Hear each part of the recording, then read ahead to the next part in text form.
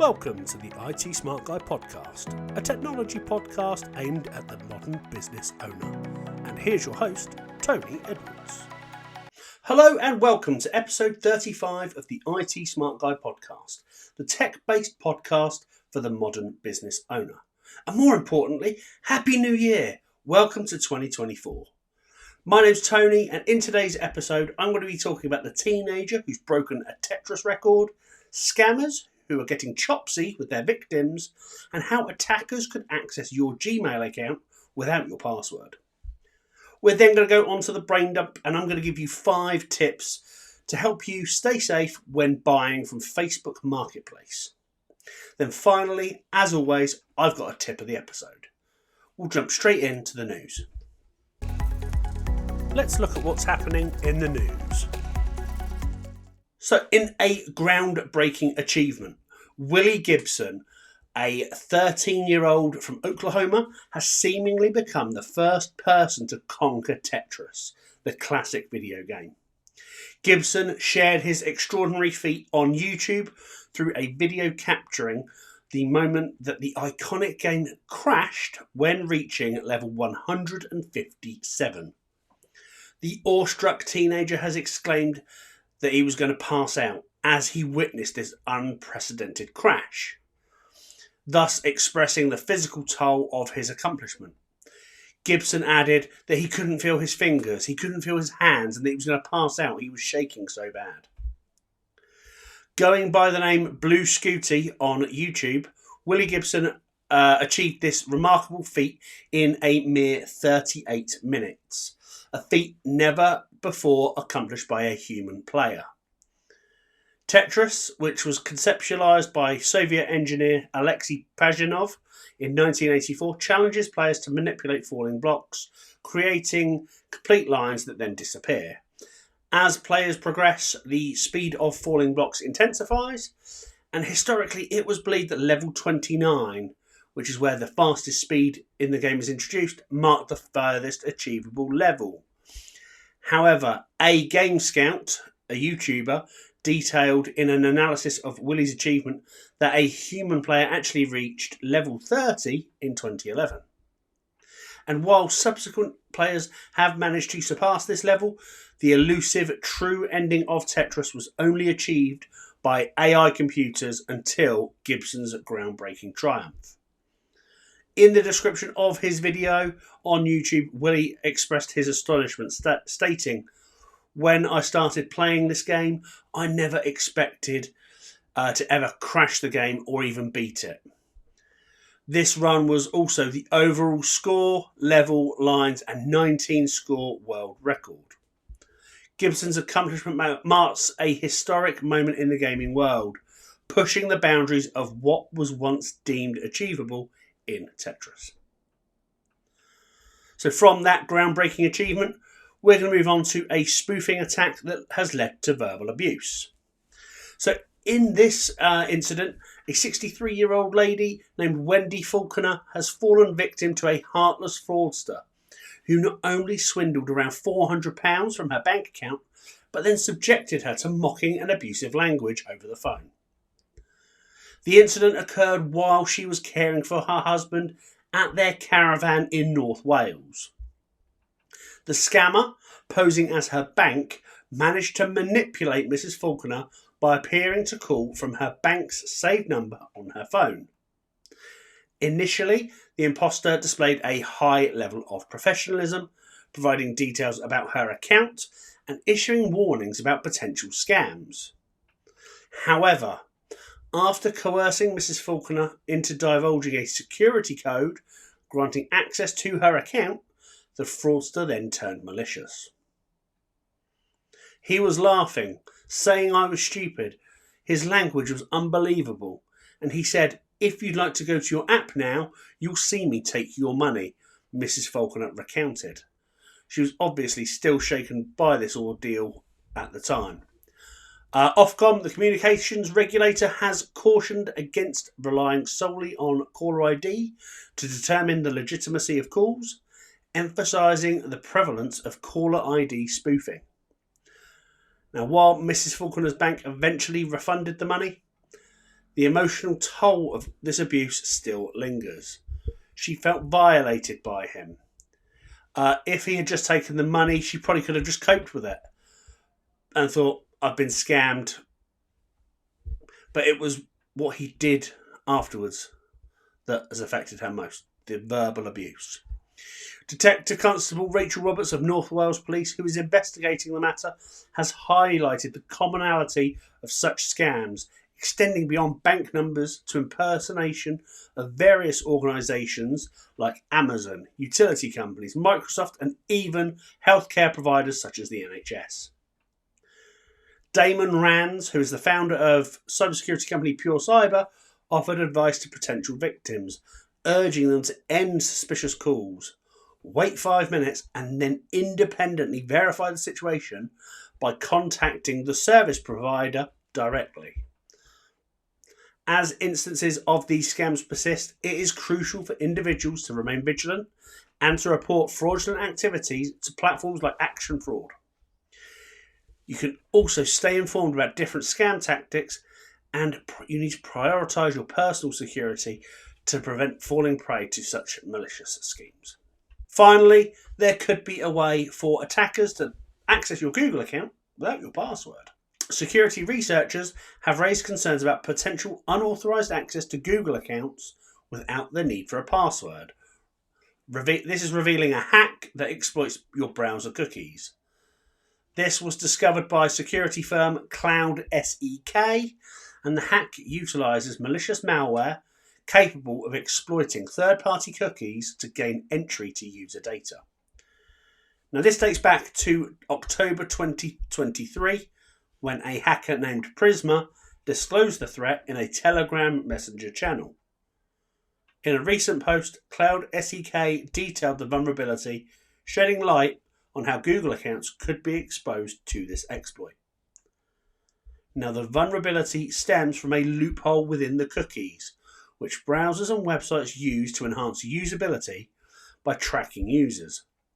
Specifically, the Google authentication cookies designed to save users the hassle of entering login details are targeted by hackers who have found a way to retrieve and use them to bypass MFA, also known as two-factor or multi-factor authentication.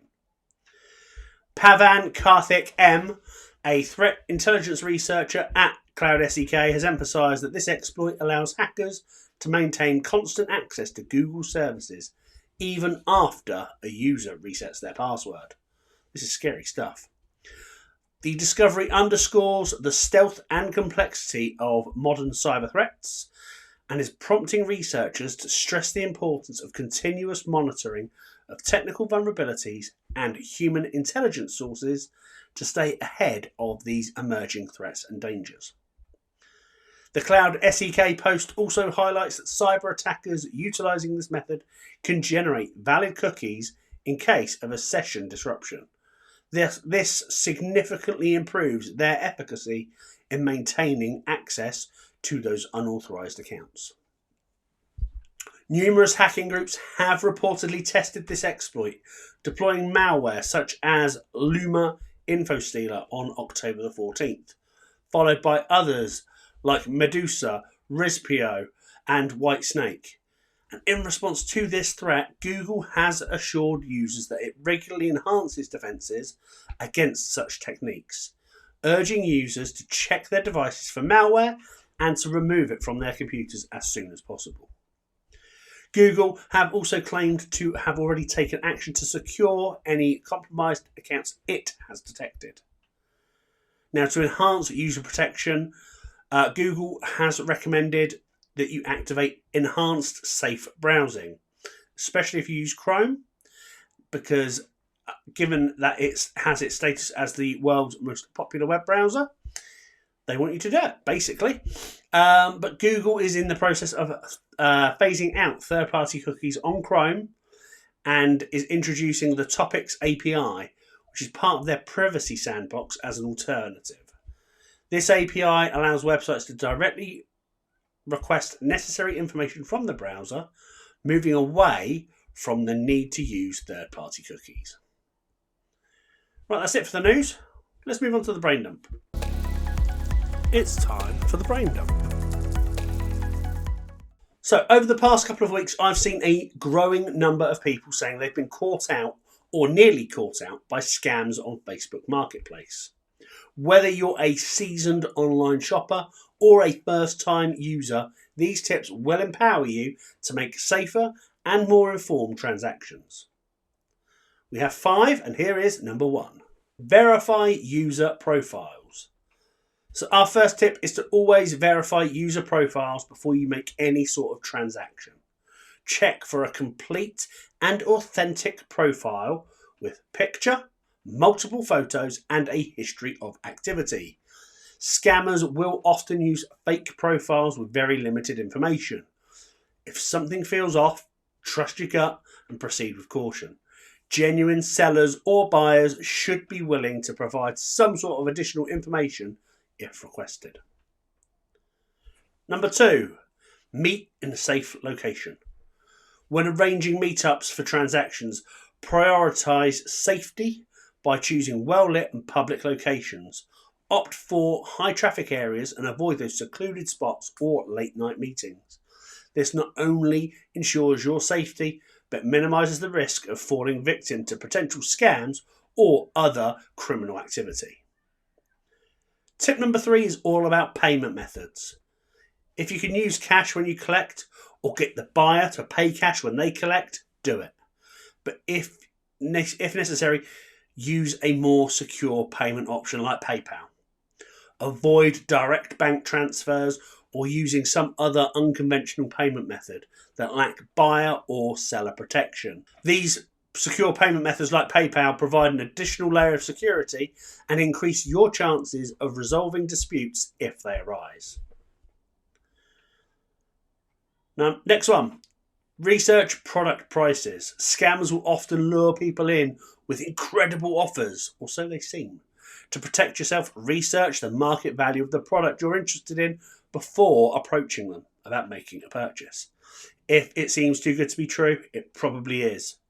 Be wary of sellers who insist on a rushed transaction or pressure you to make impulsive decisions. Take your time, compare prices, and make informed choices to avoid falling victim to scams. And our final tip, communicate through the platform. Keep all of your interactions within the Facebook ecosystem, so Marketplace and Messenger. Avoid sharing personal information such as your address or your financial details outside of the platform's messaging system. This not only helps to protect your privacy, but it also ensures that any potential issues can be tracked within the platform's messaging history. This then provides valuable evidence in case you ever need to dispute it. I hope these tips will empower you to navigate Facebook Marketplace with more confidence and to also avoid falling prey to scams. Stay vigilant, trust your instincts, and enjoy the convenience of online shopping while keeping your safety a top priority. That's the brain dump. Tip time. Our tip of the episode. As this is the first episode of the year, I've wanted to kind of keep the content quite light, and there's not really been much of a business focus. And after all, we're a business podcast. So for the tip today, I want you to look at creating a basic technology roadmap. Outline your business's 1, 3, 5 year goals when it comes to your technology. This should include plans for upgrading hardware, software, and also the adoption of new and emerging technologies. You should then review this quarterly with your IT department or IT person and update it to ensure it remains aligned with your business goals and objectives, not only for 2024, but for those 3 to 5 years too. That's it. Here we are, once again, at the end of another episode. Thank you so much for watching or listening. I hope you have found this episode insightful, and I look forward to speaking to you again next time. I do have that one small favour to ask. You know the one, I ask it every time. If you've enjoyed the episode, if you haven't enjoyed the episode, do me a favour, let me know. Leave a comment, leave a review, because it's the only way I can get better. If you haven't already, give us a like and a subscribe on your podcast platform of choice or YouTube. If you want to be really cool, give us a like on both. I've been Tony, the IT Smart Guy, and I hope to see you again next time. Have a good one. Thanks for listening to the IT Smart Guy podcast. Hope you've enjoyed this episode. Please do consider to like and subscribe on your podcast platform of choice.